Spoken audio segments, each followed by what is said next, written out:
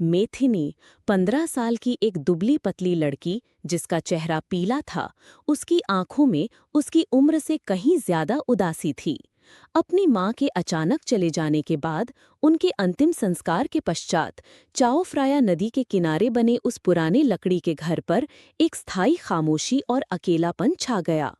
कमरे का हर कोना यादों की उन परछाइयों से भरा हुआ लगता था जो कभी धुंधली नहीं हुई। मानो दीवारें अभी भी उसकी माँ की हंसी और मुस्कान को अपने भीतर सहेजे हुए हों। इस क्षति ने मेथिनी के दिल में एक भारी दर्द छोड़ दिया, जिससे उसके लिए एक सामान्य सुखी जीवन में लौटना असंभव हो गया। वो घर में बिना किसी उद्देश्य के घूमती रहती, खिड़की से बाहर धीरे धीरे बहती चाऊ फ्राया नदी को देखती। तट पर अकेला खड़ा एक बड़ा पेड़ विदाई का एक मूक गवाह लग रहा था। मेथिनी के पता 50 वर्ष से अधिक उम्र के एक लंबे दुबले पतले व्यक्ति, जिनके बाल सफेद होने लगे थे, उनका चेहरा थका हुआ और चिंता से भरा था। उन्होंने मेथिनी को सांत्वना देने और उसकी देखभाल करने की पूरी कोशिश की। जब भी वो उसके चेहरे पर उदासी को स्पष्ट रूप से देखते, तो अपनी बेटी को गहरी चिंता भरी नजरों से देखते। घर के भीतर लंबे समय तक पसरा सन्नाटा हर चीज में घुटन को और बढ़ा रहा था। मेथिनी के पिता को बस यही उम्मीद थी कि समय उनकी बेटी के दिल के घावों को भरने में मदद करेगा। रहस्यमयी स्वर में जोर से पढ़ें।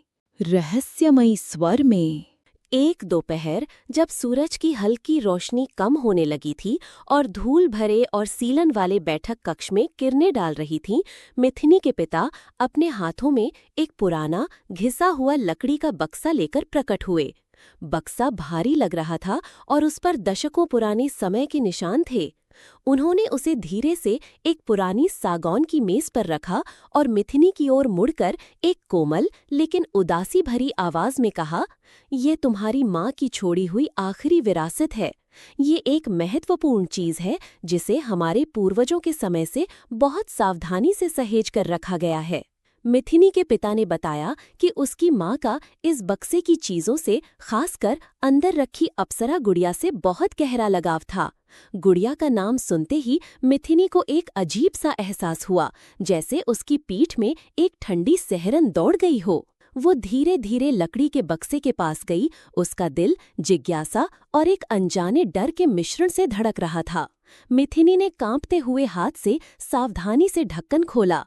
अंदर ये पुराने रेशम से भरा था, जिसमें कुछ लिपटा हुआ था।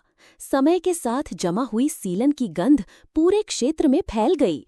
उसकी आंखें चारों ओर घूम गईं, ये समझने की कोशिश कर रही थीं कि उसके सामने क्या प्रकट होने वाला है, ये जाने बिना कि अंदर उसका क्या इंतजार कर रहा है। रहस्यमयी स्वर में जोर से पढ़ें। बक्से के अंदर मेथिनी को स्वर्ग से उतरी अप्सरा की तरह सुंदर एक लकड़ी की नक्काशीदार गुड़िया मिली। ये वही अप्सरा गुड़िया थी जिसके बारे में उसके पिता ने बताया था। गुड़िया सुनहरे रेशम में लिपटी हुई थी, जो पुराना होने के बावजूद भी अपनी सुंदरता बनाए हुए था। उसकी आंखें पन्ने की तरह हरी थीं और ऐसा लग रहा था जैसे वे एक रहस्यमयी जीवन के साथ उसे घूर रही हों। गुड़िया का चेहरा कोमल था और उसके होठों पर एक हल्की मुस्कान थी, जो हल्के सिंदूरी लाल रंग से रंगे हुए थे। वो लगभग 1.5 फुट लंबी थी और उस पर पीतल के छोटे छोटे उत्तम गहने लगे थे, जो प्राचीन और किसी उच्च कलाकृति की तरह लग रहे थे। मेथिनी ने धीरे से गुड़िया को उठाया और अपनी उंगलियों में एक ठंडक फैलती हुई महसूस की। उसने गुड़िया से निकलती एक ऊर्जा की धारा महसूस की। ये पूरी तरह से डरावनी ऊर्जा नहीं थी, बल्कि एक ऐसी भावना थी जिसका वर्णन करना मुश्किल था, मानो उसके भीतर कोई आत्मा निवास कर रही हो। गुड़िया कमरे के बढ़ते धुंधलके के बीच चुपचाप उसे देख और परख रही थी। इस अजीब एहसास से मेथिनी के पूरे शरीर में बिना किसी कारण के रोंगटे खड़े हो गए। रहस्यमयी स्वर में जोर से पढ़ें। मेथिनी ने अप्सरा गुड़िया को अपने निजी कमरे में, जो उसके व्यक्तिगत सामान से भरा था, बिस्तर की बगल वाली मेज पर रख दिया। वो उस गुड़िया को बहुत देर तक देखती रही, जैसे उस पर कोई जादू हो गया हो। उसकी सुंदरता मनमोहक थी, फिर भी एक अजीब सा एहसास बना हुआ था। बाहर आसमान में अंधेरा छा गया और गहरे सन्नाटे में झींगुरों की चहचहाहट गूंजने लगी। खिड़की से आती हल्की चांदनी फर्श और दीवारों पर अजीब परछाइयां बना रही थीं। एक हल्की हवा ने पर्दों को हिलाया और अपने साथ प्राचीन फूलों जैसी एक हल्की सुगंध लाई जो गुड़िया से आती हुई लग रही थी, जिससे मेथिनी के रोंगटे खड़े हो गए। उसने इन विचारों को झटकने की कोशिश की और फिर अपने दिल में उठती चिंता के बीच सोने के लिए खुद को मजबूर किया। उसे ये पता नहीं था कि आज जो कुछ उसने पाया है वो एक अलौकिक कहानी की शुरुआत थी जो उसके जीवन में आने वाली थी। उसने सोचा कि ये सिर्फ एक सुंदर, साधारण गुड़िया है, लेकिन सच्चाई इससे बहुत दूर हो सकती थी। देखे जाने का एहसास उसके मन में हमेशा के लिए बस गया। रहस्यमय स्वर में जोर से पढ़ें। उसी रात मेथिनी आधी रात को अपने कमरे के सन्नाटे में गूंजती एक धीमी फुसफुसाहट से चौंक कर जाग गई। वो आवाज एक ऐसी महिला की तरह थी जो एक प्राचीन लोरी गा रही हो, लेकिन ये उदासी भरी और अजीब तरह से डरावनी लग रही थी। उसका दिल डर से जोर जोर से धड़क रहा था। उसने आंखें खोलकर अंधेरे कमरे में चारों ओर देखने की कोशिश की, लेकिन उसे खिड़की से आती धुंधली चांदनी से बनी धुंधली परछाइयों के अलावा कुछ भी असामान्य नहीं दिखा। उसने खुद को ये समझाने की कोशिश की कि ये शायद सिर्फ एक सपना था या हवा की आवाज थी, लेकिन वो फुसफुसाहट धीरे धीरे और तेज और स्पष्ट होती गई, जैसे कोई उसके कान के ठीक बगल में फुसफुसा रहा हो। मेथिनी ने अपने चेहरे पर एक ठंडी सांस महसूस की जिससे उसके रोंगटे खड़े हो गए। उसने फिर से आंखें बंद करने की कोशिश की, लेकिन कर नहीं पाई। डर उसके मन को बुरी तरह से खाने लगा और उसे लगा जैसे कोई उसके बिस्तर के सिरे पर खड़ा है और उसे उस अंधेरे में चुपचाप घूर रहा है जो उसके पूरे शयन कक्ष में फैला हुआ था। रहस्यमय स्वर में जोर से पढ़ें। अगली सुबह मेथिनी थकी हुई उठी। उसे लगा जैसे वो पूरी रात ठीक से सोई ही नहीं। वो बिस्तर के पास रखी मेज पर अप्सरा गुड़िया के पास गई और जो उसने देखा उससे वो चौंक गई। गुड़िया उस स्थिति में नहीं थी जिसमें उसने पिछली रात उसे रखा था। वो थोड़ा सा उसकी ओर घूम गई थी, जैसे उसे घूर रही हो। सुबह की रोशनी में गुड़िया का खूबसूरत चेहरा थोड़ा जीवंत लग रहा था। उसके दिल में फिर से डर पैदा होने लगा। उसने खुद को ये कहकर समझाने की कोशिश की कि शायद उसने गुड़िया को ठीक से नहीं रखा था या शायद सोते समय अनजाने में उसे छू लिया था। लेकिन मन ही मन वो जानती थी कि ये कोई संयोग नहीं है। पिछली रात जो हुआ वो सच था और इन सभी अजीब घटनाओं का कारण शायद अप्सरा गुड़िया ही थी। मेथिनी को लगा कि उसे अनिवार्य रूप से एक अलौकिक कहानी में खींच लिया गया है।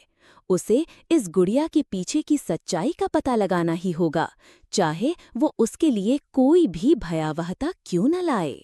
रहस्यमय स्वर में जोर से पढ़ें। अगली सुबह मेथिनी बेचैनी के साथ उठी। उसे लगा जैसे वो ठीक से सोई ही नहीं, मानो गुड़िया मिलने के बाद से पूरी रात कोई चीज उसकी नींद में खलल डाल रही हो। बिस्तर के पास की मेज पर रखी अप्सरा गुड़िया को देखते हुए उसने देखा कि वो उस स्थिति में नहीं थी जिसमें उसने उसे रखा था। वो थोड़ा और उसकी ओर घूम गई थी, जैसे घूर रही हो। सुबह सुबह गुड़िया का खूबसूरत चेहरा थोड़ा जीवंत लग रहा था। मेथिनी ने खुद को ये कहकर समझाने की कोशिश की कि शायद उसने उसे ठीक से नहीं रखा था या शायद सोते समय अनजाने में उसे छू लिया था। उसने अपनी आंखें मली और धमकते सिरदर्द के साथ बिस्तर से उठी। वो पानी पीने के लिए रसोई की ओर चली, पुराने जर्जर फर्नीचर से भरे हॉल से गुजरते हुए। हवा में खास ठंडक न होने के बावजूद एक अजीब कंपकपा देने वाली सनसनी उसके शरीर में दौड़ गई। उसने ज्यादा न सोचने की कोशिश की और आगे बढ़ती रही, लेकिन पीछे से आई एक धीमी आवाज ने उसे रोक दिया। ये एक धीमी, अस्पष्ट फुसफुसाहट जैसी आवाज थी। वो मुड़कर देखने लगी, लेकिन उसे कुछ भी असामान्य नहीं दिखा, सिवाय उस धुंधले के जो अभी भी घर के कुछ हिस्सों पर छाया हुआ था। रहस्यमय स्वर में जोर से पढ़ें। आने वाले कई दिनों में अजीब घटनाएं और भी स्पष्ट होने लगीं। रात में दालान से बच्चे के चलने जैसी हल्की कदमों की आवाज़ सुनाई देती, जबकि उस घर में सिर्फ मेथिनी और उसके पिता ही रहते थे। मेथिनी के पिता अनिद्रा की शिकायत करने लगे। जब वे आधी रात को जागते तो अक्सर घर के कोनों में काली परछाइयों को हिलते हुए देखते। उन्होंने उन विचारों को मन से निकालने की कोशिश की, लेकिन एक बेचैनी की भावना उनके मन में मजबूती से बनी रही। मेथिनी को अपने बिस्तर के पास की मेज पर रखी अप्सरा गुड़िया से निकलती एक कंपकपाने वाली ठंड महसूस होने लगी। उसे लगातार देखे जाने का एक अजीब एहसास होता था, यहाँ तक कि जब वो सोने के लिए बत्ती बंद कर देती थी। ये भावनाएं और भी तीव्र होती गईं, जिससे वो अपने ही घर में असुरक्षित महसूस करने लगी। वो इन बातों को अपने पिता को बताना चाहती थी, लेकिन उन्हें किसी ऐसी चीज के लिए चिंतित करने की हिम्मत नहीं जुटा पाई जिसके बारे में वो खुद भी निश्चित नहीं थी। वो अपनी शंकाओं और डर को केवल चुपचाप अपने मन में ही रख सकती थी। वो अक्सर आधी रात को चौंक कर जाग जाती और अपने चेहरे पर एक बर्फीली ठंडी सांस महसूस करती। रहस्यमय स्वर में जोर से पढ़ें। बढ़ते डर ने मैथिनी को घर की हर चीज पर शक करने पर मजबूर कर दिया। वो ऐसे चलती फिरती जैसे किसी अनदेखी नजर से छिप रही हो। उसने ये देखना शुरू कर दिया कि घर में कुछ चीजें अजीब तरह से अपनी जगह से हटाई जा रही हैं, चाहे वो खुद से पलटा हुआ तस्वीर का फ्रेम हो या बिना किसी कारण के शेल्फ से गिरी हुई किताब। यहाँ तक कि अप्सरा गुड़िया भी जब वो नहीं देख रही होती तो हमेशा अपनी मुद्रा बदलती हुई लगती, जैसे वो कोई ऐसा संकेत भेज रही हो जिसे वो समझ नहीं पा रही थी। धमकी दिए जाने का एहसास इतना तेज हो गया कि वो उसे और बर्दाश्त नहीं कर पा रही थी। घर का माहौल इतना उदास हो गया कि एक अनदेखी ऊर्जा महसूस की जा सकती थी। बीच बीच में एक सड़ी हुई लाश जैसी बदबू आती, जिससे उसे मितली और दहशत महसूस होती। ये नदी के किनारे इस पुराने घर में होने वाली सामान्य गंध बिल्कुल नहीं थी। मैथिनी ने इन घटनाओं के लिए एक स्पष्टीकरण खोजने की कोशिश की, लेकिन जो हो रहा था उसका समर्थन करने के लिए कोई कारण नहीं मिला। घर पर छाया रहस्य एक ऐसे अंधेरे का रूप लेने लगा जिससे बच निकलना असंभव था। मैथिनी अब जान गई थी कि ये सिर्फ एक संयोग नहीं है, बल्कि एक अलौकिक घटना है जो वास्तव में हो रही थी। रहस्यमयी स्वर में जोर से पढ़ें। रहस्यमयी स्वर, जोर से। उस रात मेथिनी को पहले से कई गुना ज्यादा भयानक घटना का सामना करना पड़ा। वो आधी रात को घर के निचले हिस्से से आई एक जोरदार धमाके की आवाज से जाग गई, जो उस शांत घर में एक असामान्य आवाज थी। उसका दिल डर और घबराहट से जोर जोर से धड़क रहा था। उसने बिस्तर के पास रखी टॉर्च उठाई, उसे जलाया और सावधानी से अपने कमरे से बाहर निकलकर नीचे की जांच करने लगी। टॉर्च की रोशनी अंधेरे में घर के चारों ओर फैल गई, जिससे पुराने फर्नीचर की परछाइयां और भी ज्यादा डरावनी और भयानक लग रही थीं।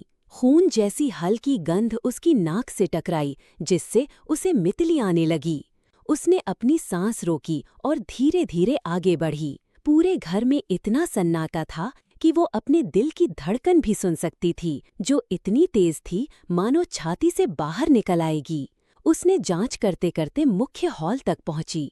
वहां उसने देखा कि ओक की मेज पर रखा हुआ चीनी मिट्टी का फूलदान, जो एक पुरानी चीज थी और जिसे उसकी माँ बहुत प्यार करती थी, नीचे गिरकर चकनाचूर हो गया था। उसे यकीन था कि घर में उसके और उसके पिता के अलावा कोई नहीं है। तो फिर फूलदान किसने गिराकर तोड़ा होगा, या क्या ये सिर्फ तेज हवा का झोंका था? उसने इसका कारण खोजने की कोशिश की, लेकिन ये बहुत मुश्किल था।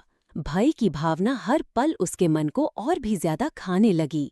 उसने इस बारे में अपने पिता को न बताने का फैसला किया, क्योंकि वो उन्हें और चिंतित नहीं करना चाहती थी, और अगले दिन वो इस मामले में किसी जानकार व्यक्ति से सलाह लेने की कोशिश करेगी। रहस्यमयी स्वर में जोर से पढ़ें। फूलदान टूटने की घटना के बाद मेथिनी को गंभीर रूप से नींद न आने की समस्या हो गई।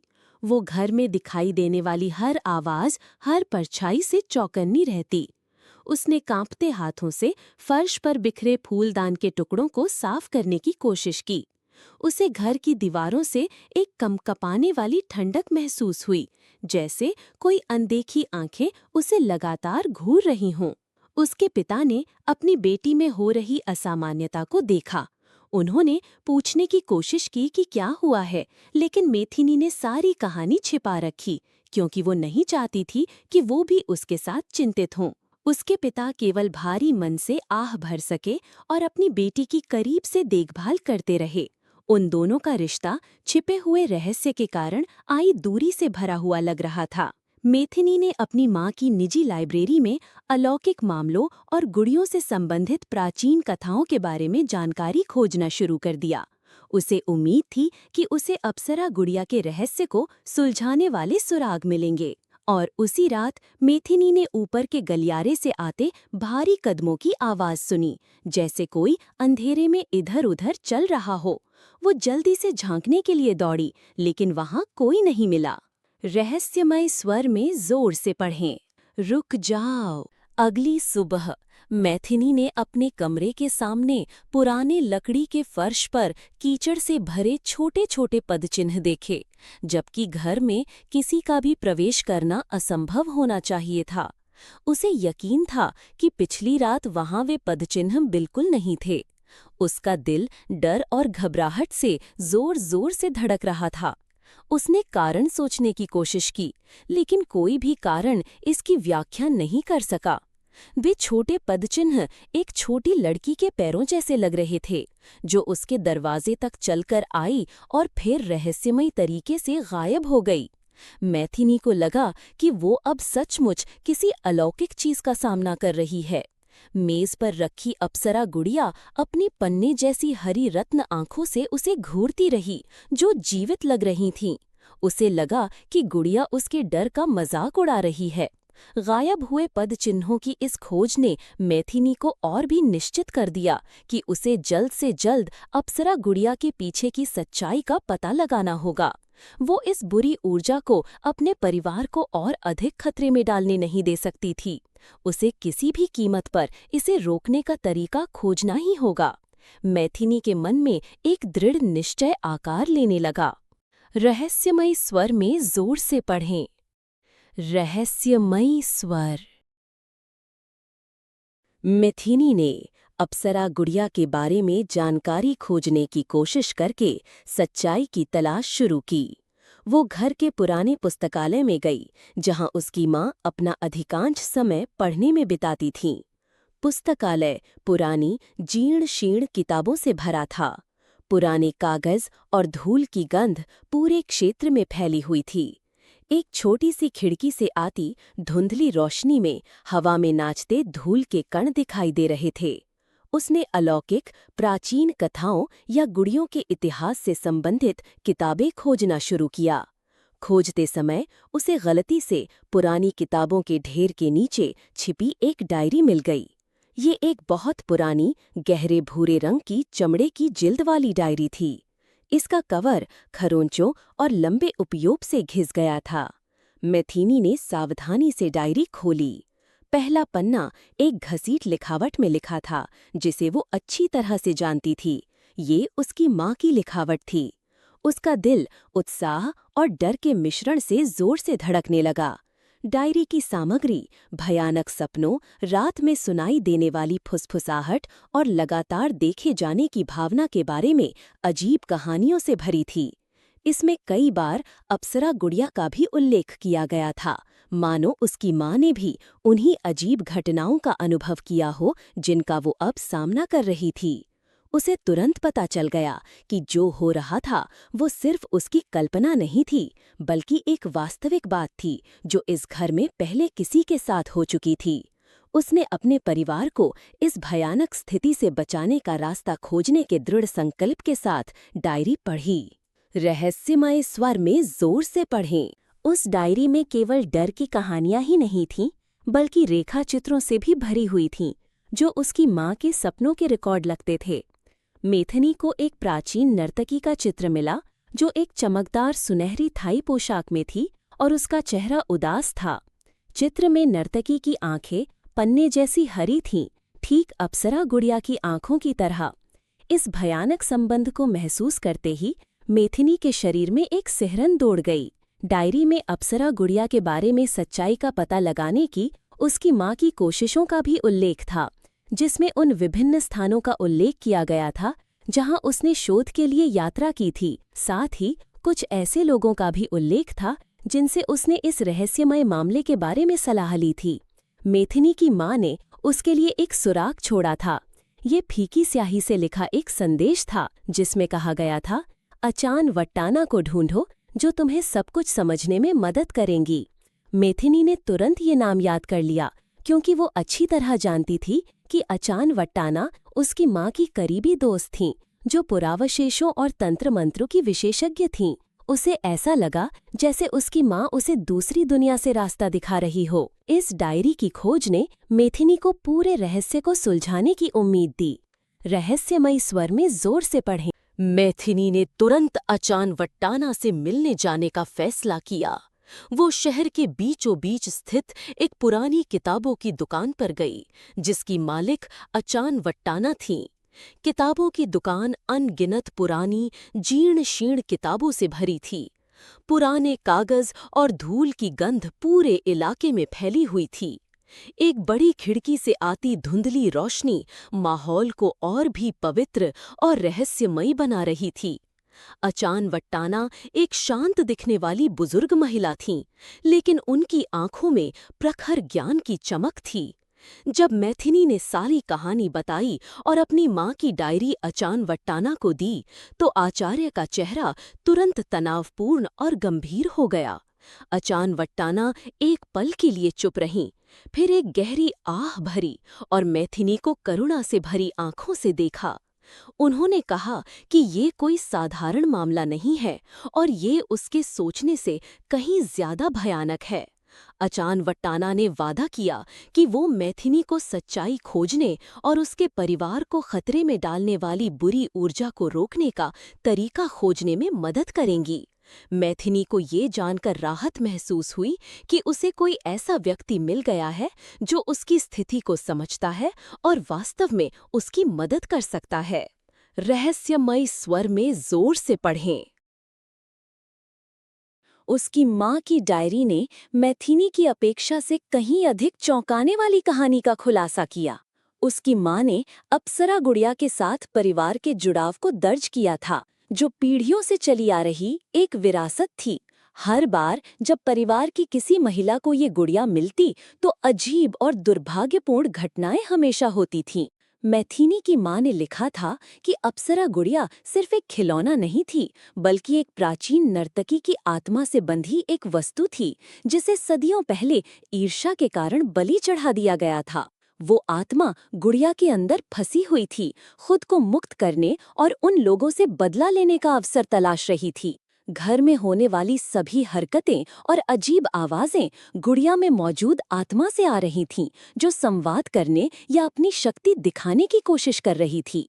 उसकी माँ ने इस दुष्ट आत्मा को मुक्त करने का एक तरीका खोजने की कोशिश की थी, लेकिन अपने निधन से पहले वो असफल रहीं।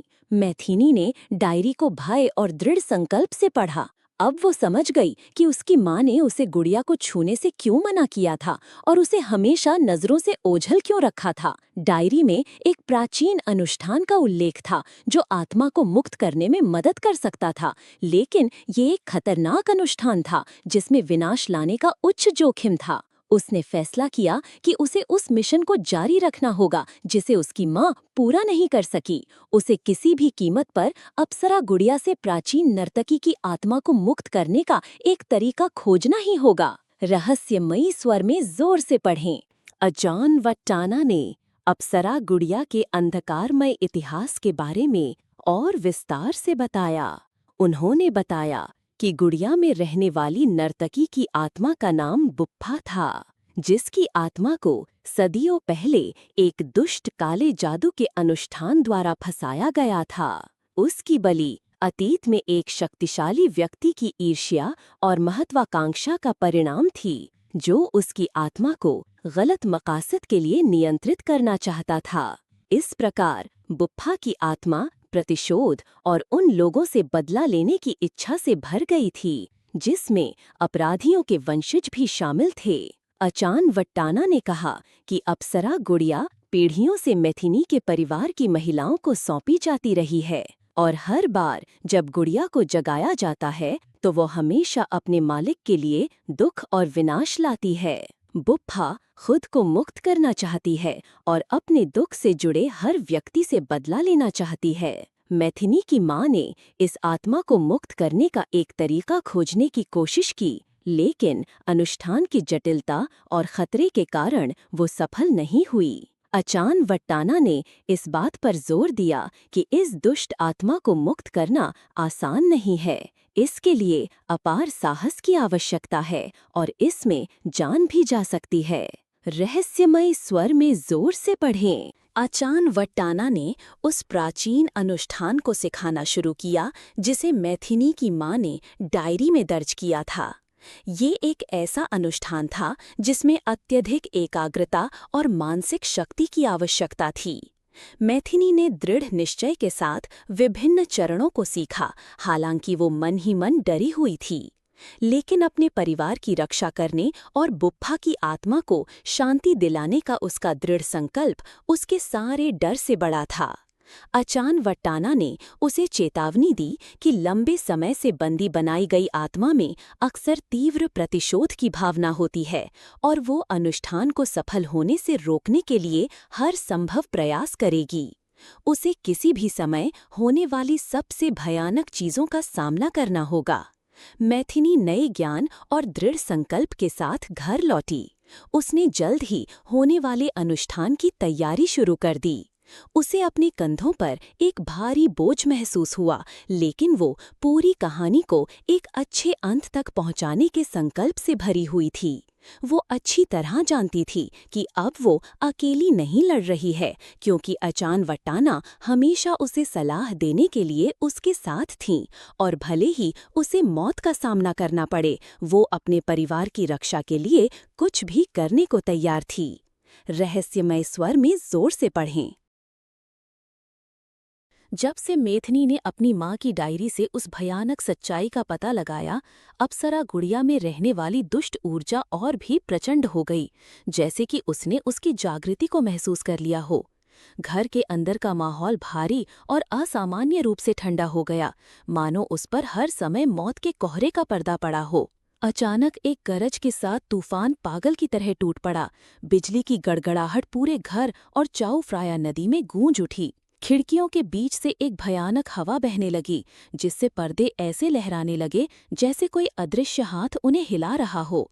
घर के अंदर की चीजें अपने आप हिलने लगीं, जैसे कोई रहस्यमयी ताकत उन्हें धकेल रही हो। घर के विभिन्न कोनों में एक लंबे बालों वाली महिला की छाया के मतिभ्रम दिखाई दिए और पलक झपकते ही गायब हो गए। खून की कच्ची गंध और जंगली फूलों की सड़ी हुई महक उसकी नाक से इतनी जोर से टकराई कि मैथिनी को लगभग उल्टी आ गई। मैथिनी के पिता ने घर में हो रही असामान्यताओं को नोटिस करना शुरू कर दिया। उनका चेहरा पीला पड़ गया और उनकी आंखें खौफ से भर गईं। उन्होंने मैथिनी से पूछने की कोशिश की कि क्या हो रहा है, लेकिन वो अभी उन्हें पूरी सच्चाई नहीं बताना चाहती थी, इस डर से कि उसके पिता चौंक जाएंगे और जो कुछ वो झेल रही थी उस पर विश्वास नहीं करेंगे। मैथिनी ने अप्सरा गुड़िया से लगातार बढ़ती शक्ति को महसूस किया। वो उसके मन पर हावी होने और इस घर को हमेशा के लिए अंधेरे के अतल गहराई में डुबोने की कोशिश कर रही थी। रहस्यमयी स्वर में जोर से पढ़ें। जैसे जैसे बुप्फा की आत्मा की ऊर्जा तेज होती गई, घर में अजीबोगरीब घटनाएं भयावह रूप से बार बार होने लगीं। मैथिनी को अक्सर आधी रात के सन्नाटे में कहीं से पारंपरिक थाई संगीत की हल्की आवाज सुनाई देती थी। वो आवाज मधुर थी, लेकिन उसमें अजीब तरह का दुख और आतंक भरा हुआ था। कभी कभी एक अंधेरे कोने से एक ठंडी हंसी गूंजती, जिससे उसके पूरे शरीर में सिहरन दौड़ जाती। घर में चीजें हवा में तैरने लगतीं और फिर बिना किसी कारण के गिरकर बिखर जातीं। दरवाजे और खिड़कियां इतनी जोर से खुलते और बंद होते जैसे घर के अंदर कोई तूफान आ गया हो। नर्तकी की परछाई और भी साफ दिखाई देने लगी, यहाँ तक कि कभी-कभी वो उसे कमरे के कोने से घूरते हुए देखती और फिर पलक झपकते ही वो गायब हो जाती। मेथिनी के पिता बिना किसी ज्ञात कारण के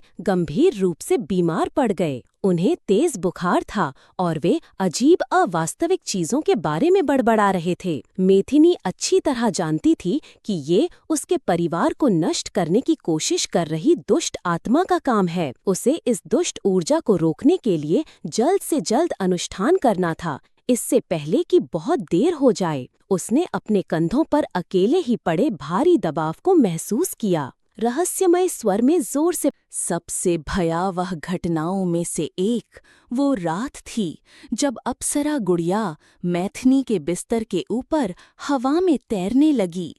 उसकी पन्ना हरी रत्न जैसी आंखें अंधेरे में ऐसे चमक रही थीं मानो वे सच में जीवित हों। उसके कान में एक फुसफुसाहट जैसी हंसी की आवाज गूंजी, जिससे मेथिनी डर कर जाग गई। उसने चीखने की कोशिश की, लेकिन उसके गले से कोई आवाज नहीं निकल सकी, जैसे किसी चीज ने उसे रोक रखा हो।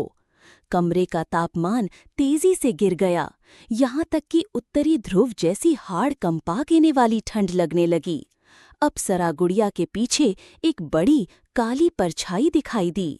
ये एक ऐसी महिला की परछाई थी जिसकी आकृति विकृत थी और हाथ पैर असामान्य रूप से लंबे थे। उस अजीब परछाई ने अपना हाथ बढ़ाकर उसका गला घोंटने की कोशिश की। मेथिनी ने अपनी पूरी ताकत जुटाई और जोर से चीखी, जब तक कि वो विचित्र परछाई एक पल में गायब नहीं हो गई। वो कमजोर और बेहद डरी हुई महसूस कर रही थी। बुप्पा की आत्मा के बढ़ते हमले ने उसे ये एहसास दिलाया कि आत्मा अब पूरी तरह से जाग चुकी है और अपने रास्ते में आने वाली हर चीज को नष्ट करने के लिए तैयार है। वो और इंतजार नहीं कर सकती थी। उसे अपने पिता और अपनी जान बचाने के लिए जल्द से जल्द वो प्राचीन अनुष्ठान करना था। रहस्यमयी स्वर में जोर से पढ़ें। मेथिनी ने फैसला किया कि वो इस दुष्ट ऊर्जा का सामना अकेले नहीं कर सकती। वो अपनी माँ की डायरी को अचान वट्टाना के पास ले गई, जो उसकी वहाँ की करीबी दोस्त और तंत्र मंत्र तथा पुरावशेषों की विशेषज्ञ थीं। अचान वट्टाना एक 70 वर्षीय महिला थीं, जिनका शरीर दुबला पतला था, लेकिन उनकी आंखें तेज और तीखी थीं। उनके बर्फ जैसे सफेद बाल बड़े करीने से जोड़े में बंधे हुए थे। अचान वट्टाना ने गंभीर भाव से डायरी पढ़ने में समय बिताया। पढ़ने के बाद उन्होंने एक गहरी सांस ली और कहा कि अप्सरा गुड़िया सिर्फ एक साधारण गुड़िया नहीं है, बल्कि एक शापित वस्तु है, जिसमें एक दुष्ट आत्मा रहती है, जो वास्तव में मुक्त होना चाहती है। अचान वट्टाना ने समझाया कि मेथिनी की माँ की अचानक मृत्यु गुड़िया में मौजूद आत्मा का काम हो सकती है, जिसे ऊर्जा की आवश्यकता थी और वो इस परिवार को खत्म करना चाहती थी। अचान वट्टाना ने सलाह दी कि दुष्ट आत्मा को रोकने और उसे मुक्त करने का एकमात्र तरीका उसकी माँ के परिवार में चली आ रही एक प्राचीन अनुष्ठान करना है, एक ऐसी रस्म जिसके लिए अत्यधिक साहस और दृढ़ संकल्प की आवश्यकता थी। अचान वट्टाना ने इस बात पर जोर दिया कि ये अनुष्ठान खतरनाक था और घातक हो सकता था, लेकिन मेथिनी ने अपने परिवार की रक्षा के लिए और अपनी माँ के लिए इसे करने पर जोर दिया। उसके पिता, जिन्होंने पूरी कहानी सुनी, ने विश्वास करना शुरू कर दिया और अपनी बेटी के फैसले का समर्थन किया। उन्होंने जो हो रहा था उसे स्वीकार कर लिया और अपनी बेटी के साथ इस भयानक सच्चाई का सामना करने के लिए रहस्यमय स्वर में जोर से पढ़ें।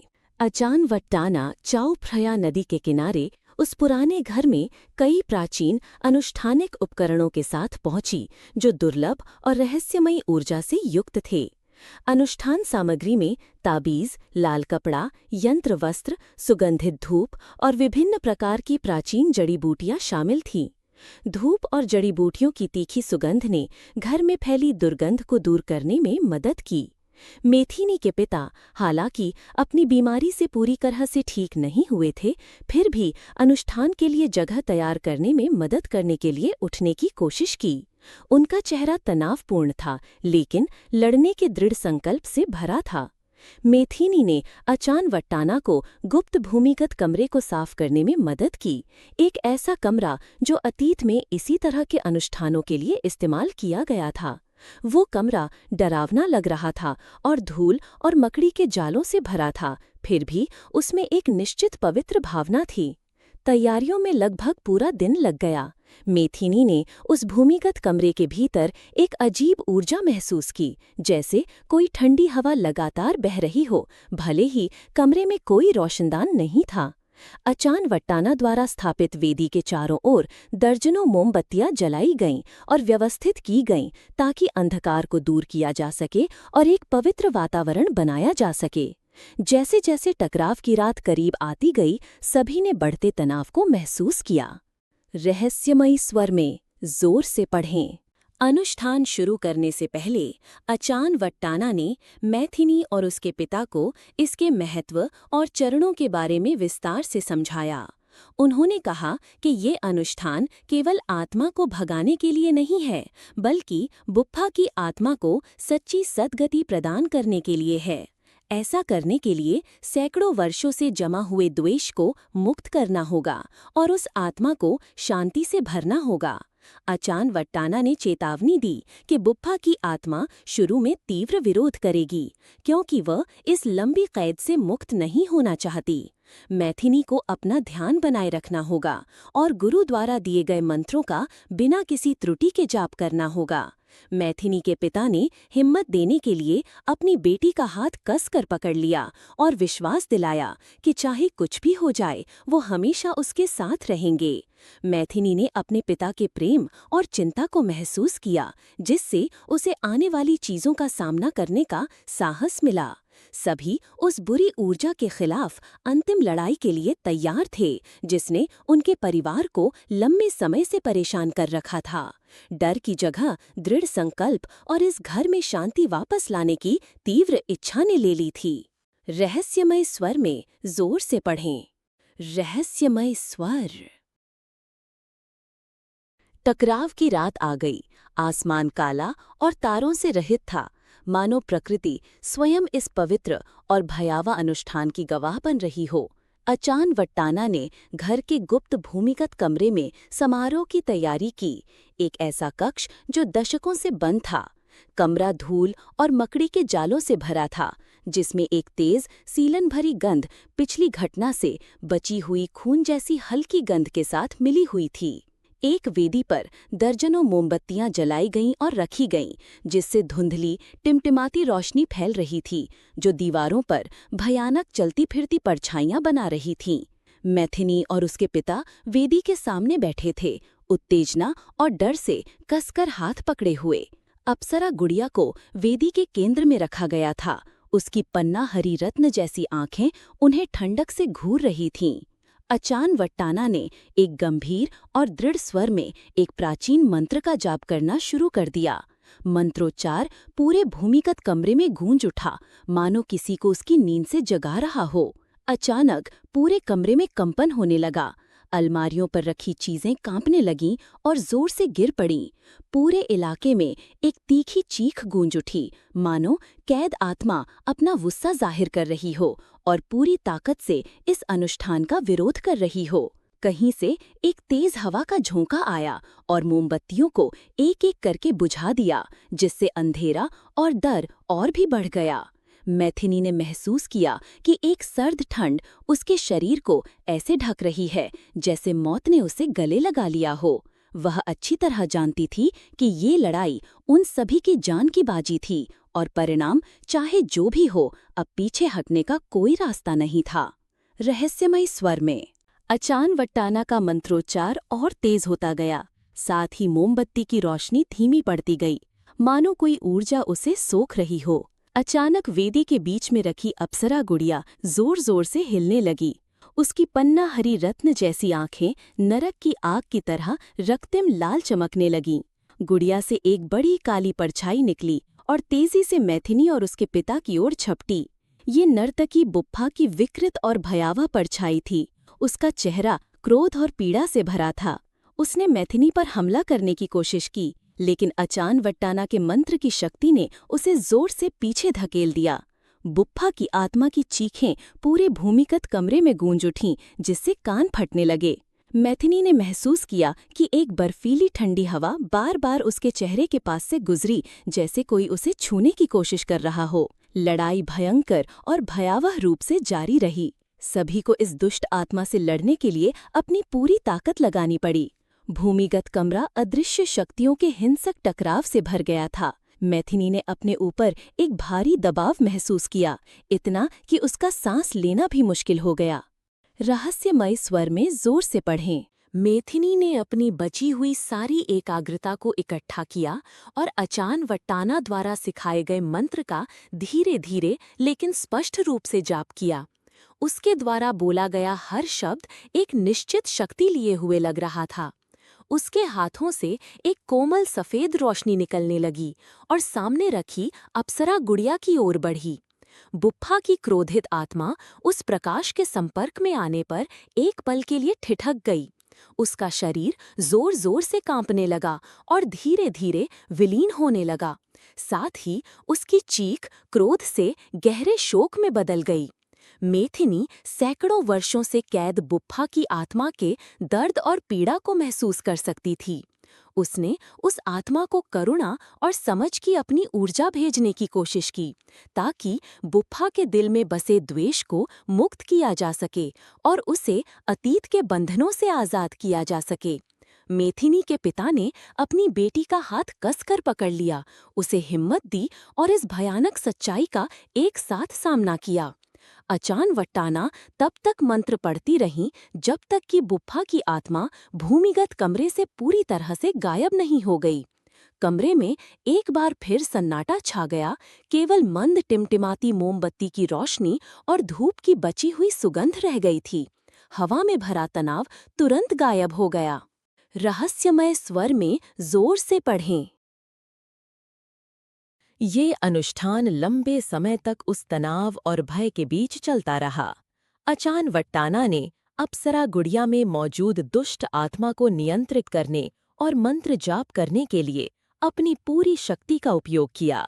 मैथिनी और उसके पिता ने निर्देशानुसार अपनी मानसिक ऊर्जा भेजकर और मंत्र जाप करके मदद की।